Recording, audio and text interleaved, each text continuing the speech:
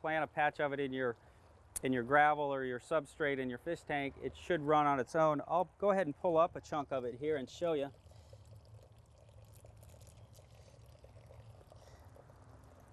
As you can see, it puts out runners, and at each node it puts up a new leaf and can start a new plant. So by putting that in your tank, it should do the same thing in your tank, you know, when it's happy, when you get the proper lighting and the nutrition and so on. It's not a real heavy feeder, but it certainly needs a fair amount of nutrition to make it take off. This is the Madagascar lace plant, Aponogeton madagascariensis. It's only found in, off the west coast of Africa and the island of Madagascar. And it's a very unique plant. We import the bulbs from Madagascar and plant the bulbs out, and then quite quickly they'll turn into this sort of a plant. Now they get much bigger than this, and there are lots of different varieties of it.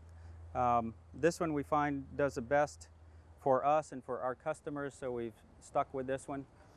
And as you can see, it's certainly a unique plant. There's nothing quite like it. The banana plant is really an interesting story. Banana plants has been one of the old-time favorites in the aquarium trade.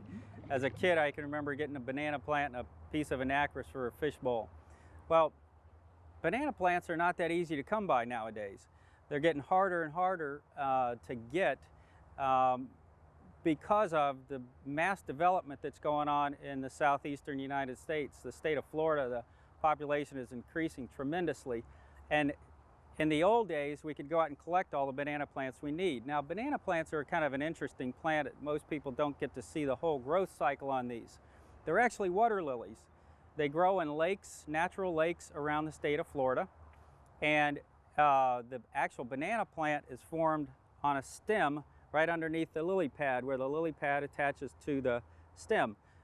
About an inch below that, the clump of bananas form. And as that lily pad dies, that clump of bananas sinks to the bottom and starts a whole new water lily. Well, they're collected before they sink to the bottom and brought to us, and we grow leaves, new leaves on them and ship them out that way.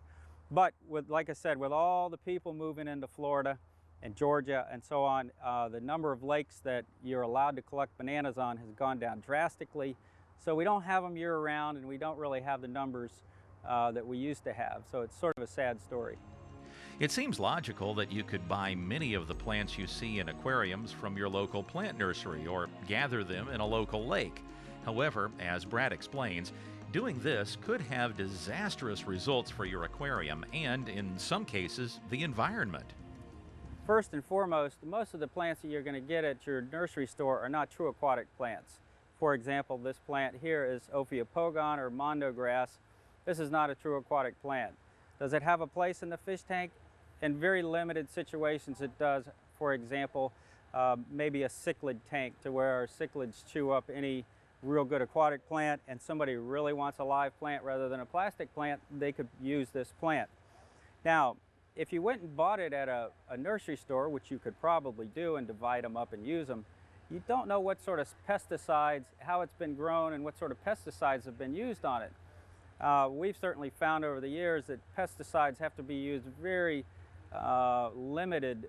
limited way, and certain ones can't be used at all, because once they get in the water, there go your fish, right down the tubes. It'll kill them. So if you buy them from a retail store, you can rest assured that it's not going to have anything on it that's going to damage your fish. There's plenty of native aquatic plants throughout the U.S., Ludwigias, Bacopas, those plants like that, Anacris, Ceratophyllum. You certainly can take those out of a lake and put them in your tank, but you would run the risk of a couple of problems. Number one, you could infest the tank with fish lice or some natural predator that's in the lake. You can see from a nursery that the plants are grown in a very controlled manner. We don't have any fish, so there's no fish diseases that are in the water with our plants. So you certainly would run the risk of infesting with fish disease, with snails, with any other aquatic sort of invertebrate that would be living in nature that you can infest in your tank there. So it's just smarter or better to go ahead and deal with a retail store than pulling them out of the wild someplace. The native environment is being protected. You need a permit to remove plants from many places in the U.S. Nowadays, and it's really illegal to remove plants out of most lakes throughout the United States at this point in time. How important are aquatic plants in a well-balanced aquarium? What type of environment should we set up for good aquatic plant growth in the home environment? Live aquatic plants are great. You put those in there, they don't need that cycle like the fish do. They're fine without that. In fact, they'll help the cycle get going because they will use up any excess nitrates that are around, and it'll actually help the cycle get going. So we'd recommend that you put plants in your tank as soon as you set it up.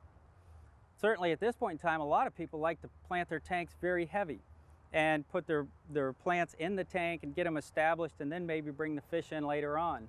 So you should certainly have at least some short plants that you want in the foreground, things like dwarf hairgrass or glossostigma, those type of plants, and then you'll want some medium-sized plants like anubias, maybe some microsorium and so on, and then you'll want some taller plants in the background. What are good beginner plants, and what are some do's and don'ts about fish and snails? I'd recommend probably these three groups: any type of anubias, any type of microsorium. There's 2 or 3 different varieties on the market at this point. You can attach either one of those to driftwood and put them in on driftwood, or you can just plant them on the bottom. They'll do fine either way. I would go with a sword plant. Those kind of plants there are very easy to grow. They don't need a lot of light, and they're real easy to get started in. And then as you successful with these plants, you can certainly add other plants at that point. Snails can be beneficial to a fish tank, and there's a lot of very nice snails on the market nowadays. The best snails are the mystery snails because they don't eat plants. You have the golden mystery snail and the albino mystery snail and the black one and so on, and they're fun to have in your tank. They add a little character to the tank. The snails you want to stay away from are things like the apple snails. They do eat plants. If you want apple snails, put them in a tank without plants. And also the ramshorn snails, the red ramshorn or the big striped ramshorn, those all eat plants, and they eat them pretty quickly. So overnight you could lose your whole tank full of plants with a ramshorn snail. Certified aquarium plants and fish can go a long way towards protecting our environment and your aquarium. We're very fortunate to have an association here in the state of Florida called the Florida Tropical Fish Farm Association, and they represent all the fish growers here in the state. And if you do buy fish or plants, it's nice to make sure you buy from somebody who's part of that organization. It helps verify that you're getting the proper plant or the proper fish. And it's good to support these sort of organizations. It's good for you and it's good for us.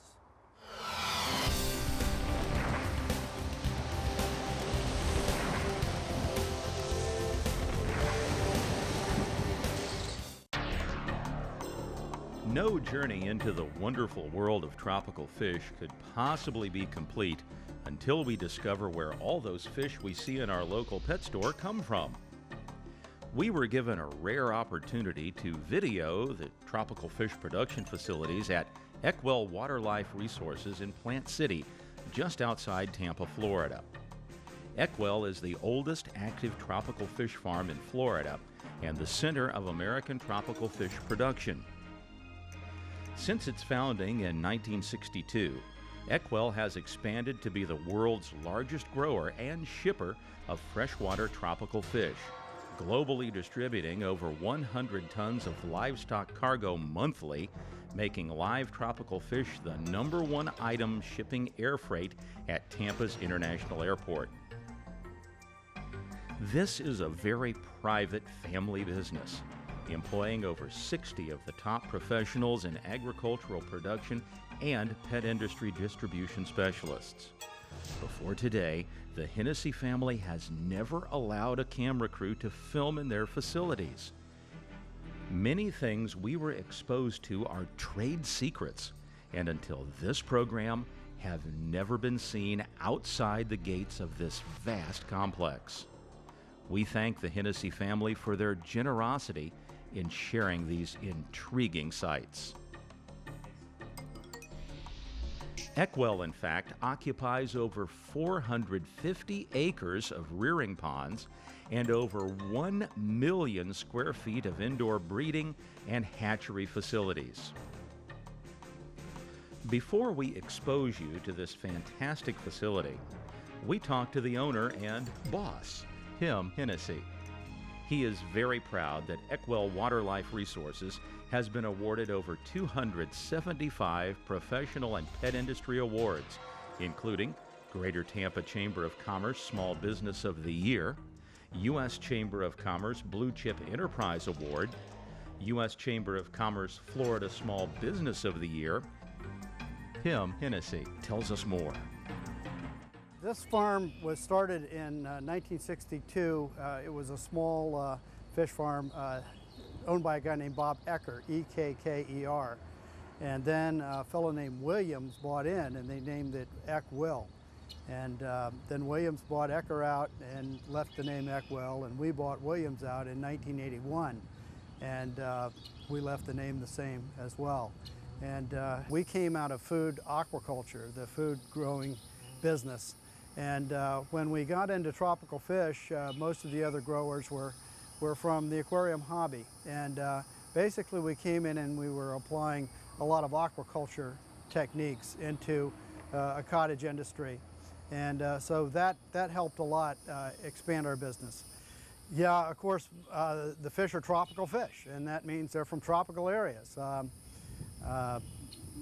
The hobby did have a big center years ago, say in the 60s. It was kind of split between the Miami area and the Tampa area.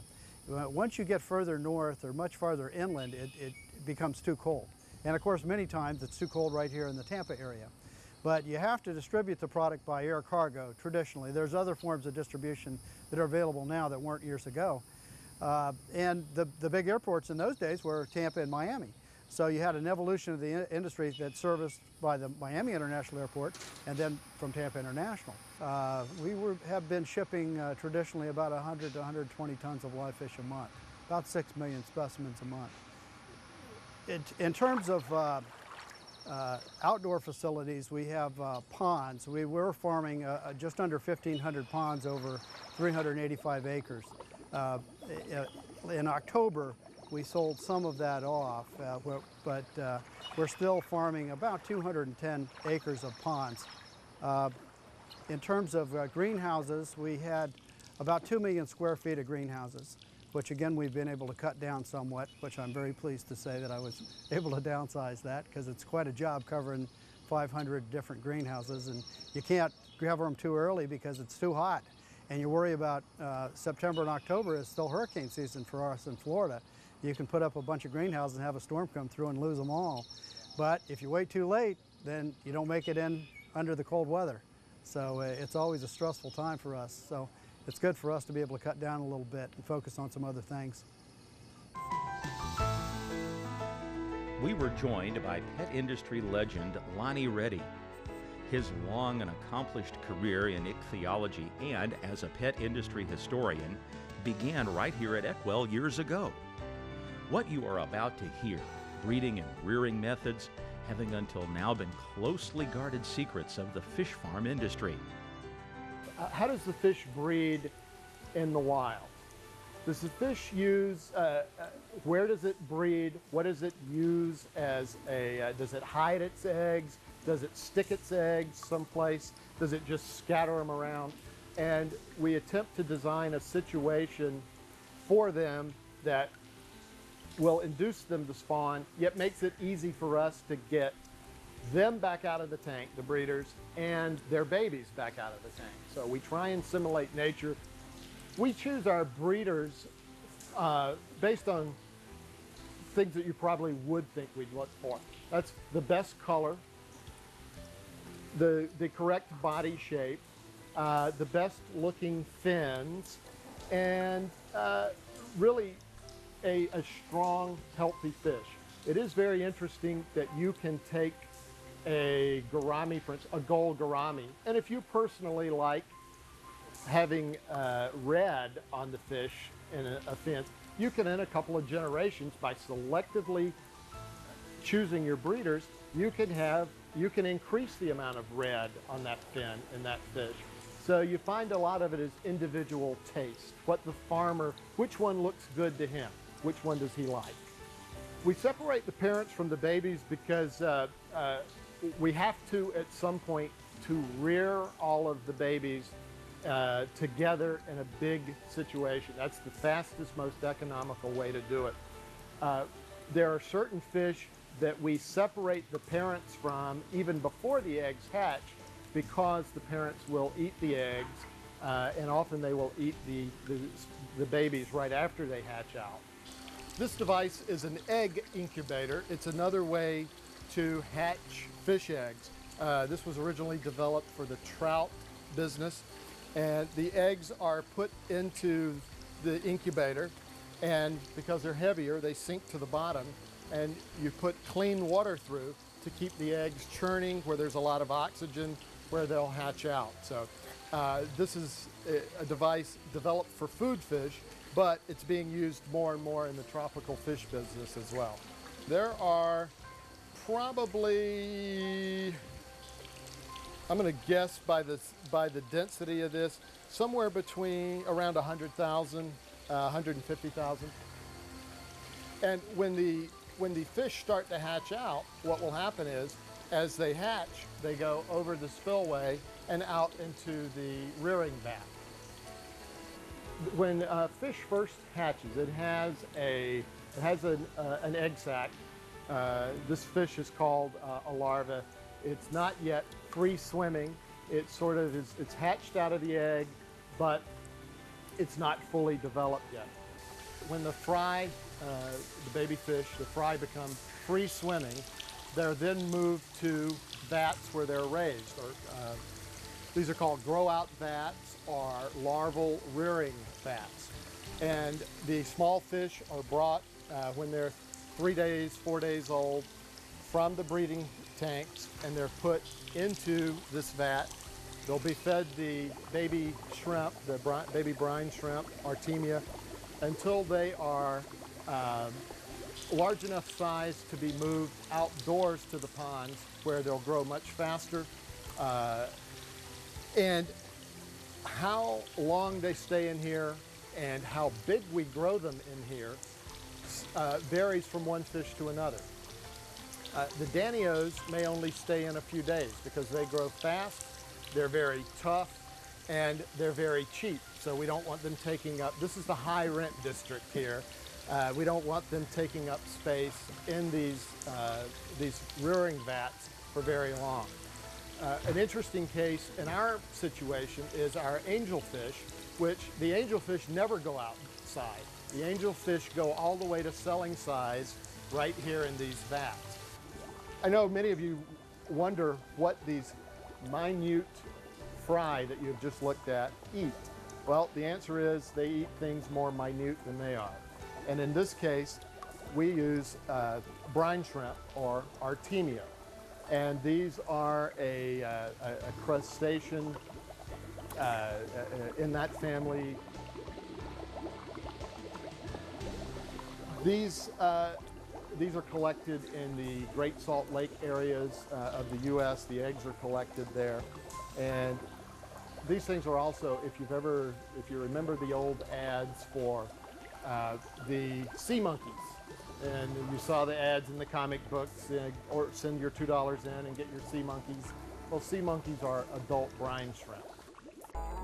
There are many types of breeding methods used in commercial fish farms, and very specialized methods and equipment used to produce the millions of fry needed to supply the never-ending demand for high-quality, healthy tropical fish for the home aquarium.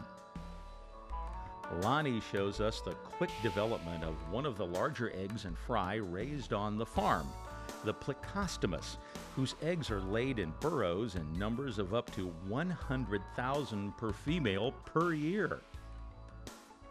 Here we have, on the left, these are our swimming eggs, our swimming Plecostomus eggs. These have hatched out in about the last 36 hours. So you can see the yolk sac is very big. The fish is not very mobile, but it is growing quickly. It's absorbing that yolk and turning it into its body armor, which you can see now at about 96 hours or 4 days after hatching. These are miniature versions of the adults. The yolk sac is completely gone. They are fully armored from one end to the other.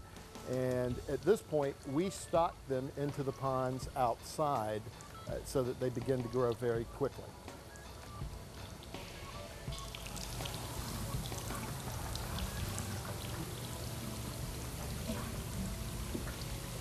The little swimming eggs that we looked at out in the wild in about 2 seasons will be this. And you can see this is an armor-plated catfish. You can see that they're well protected against predators. This has very few predators in the wild. Alligators, caiman, anything that could swallow this whole and be able to digest it. But as I said, they're very vulnerable when they're swimming eggs, but they very rapidly become something that's pretty indestructible. Lonnie briefly explains how adhesive egg layers use a unique brush developed here at Eckwell